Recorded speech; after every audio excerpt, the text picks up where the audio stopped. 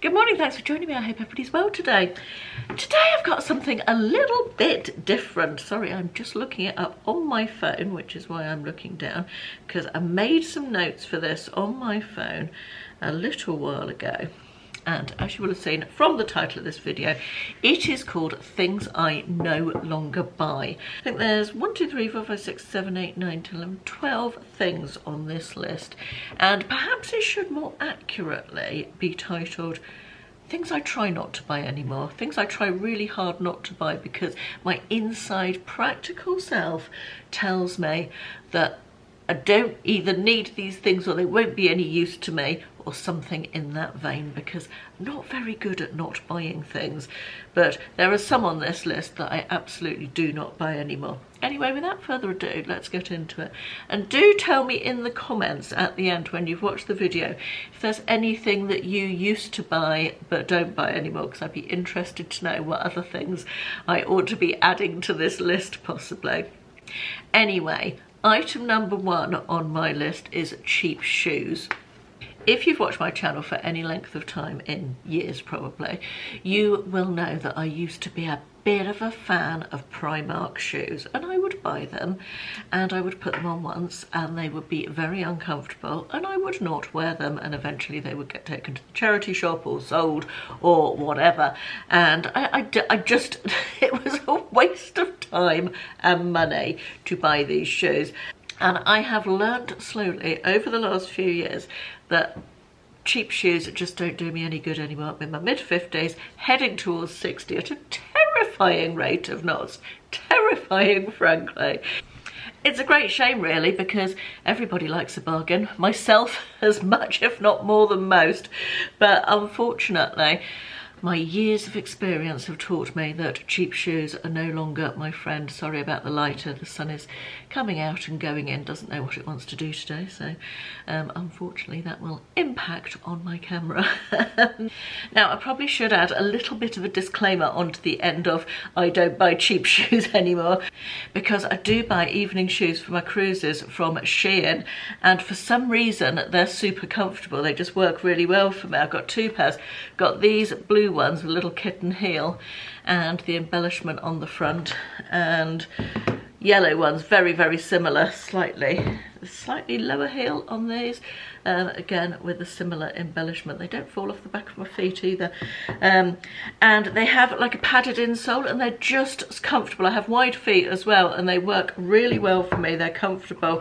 I mean, they're not like wearing a pair of Skechers, don't get me wrong, but they look nice and they are bearable on my feet for a good few hours, so that's good. I'll pop links in for these if they're still available. I've got them both a while ago, so if I can find them I'll put links in the description box. But yeah, cheap shoes overall not for me anymore. Unfortunately, I've discovered Vionic shoes.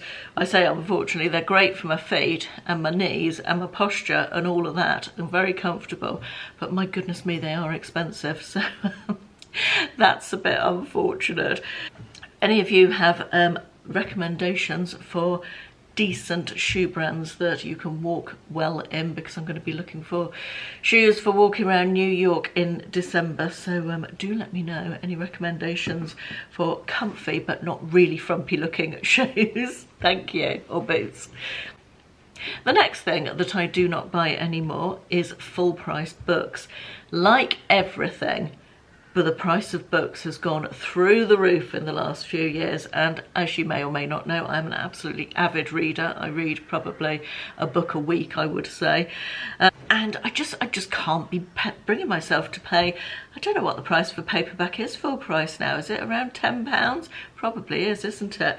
I love my local library for borrowing books. I also have a Kindle, which I really love for travel. So comfortable to read on a Kindle, and I love those 99p Kindle bargains. I must say it has been probably years since in fact I can tell you exactly when it was. I bought a book called Rachel's Holiday, not Rachel's Holiday, again Rachel by Marian Keyes, which was the follow-up to Rachel's Holiday 20 years on, and I love Rachel's Holiday. It's one of my favourite books ever, and I bought that in hardback as soon as it came out. Was that last year or the year before? Probably a couple of years ago now, but yeah, that's the last time I bought a full price book.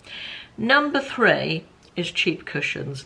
I love to change up my home decor. I think changing up your throws and cushions and vases and bits of decor around the home is a good value for money way to give yourself a bit of a new look, a bit of a boost, a bit of a change for the seasons and all of that sort of thing. But cheap cushions are never worth it. I used to buy a lot of cushions from places like Dunelm and B&M, places like that. And unfortunately, they just don't last. They become as flat as a pancake in about 10 minutes. And they're absolutely blimmin' useless. They look nice, but they're no good as a cushion. You know, I like my cushion to have a bit of body. So although the prices are more expensive at places like Next and John Lewis, I have been buying my cushions from there of late. I have, however, discovered that a lot of places sell just cushion covers, so you can get your expensive cushions once and buy new cushion covers to go on top of those. Shein does cushion covers, actually, I've just discovered. In fact, I've got some for my September Shein video, so we'll see what sort of quality those are. But yeah, the cushion pads from cheap shops are just no good. The next thing that I have stopped buying, although this is a temporary stop buying, this is very much temporary, is notebooks. I love a notebook. I love making a list. I am a Virgo. I am filled with joy at the thought of organisation, lists, notes, all of that sort of thing floats my boat. However, for a long time, every time I went somewhere like Home Bargains or B&M or somewhere like that, I would see a lovely notebook. I think, oh, I have that. Notebooks are always useful. And I ended up with a pile of notebooks about this big. And even I, who loves to write notes and make lists, do not get through notebooks at that pace. So I stopped myself buying them for, I would say about a year now. So my pile is down to about that.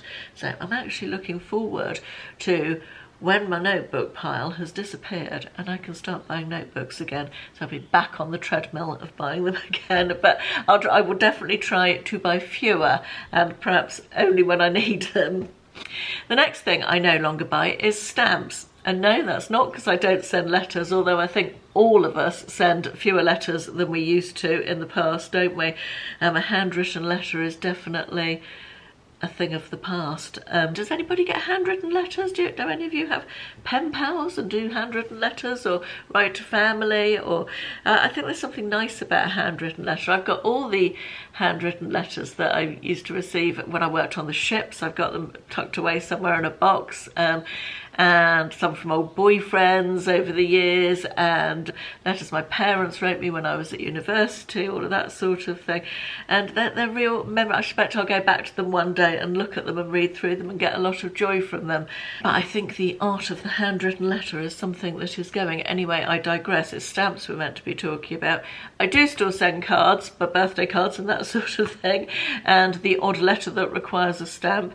And I just print it off on the Royal Mail website now, print off a sticker and stick that on.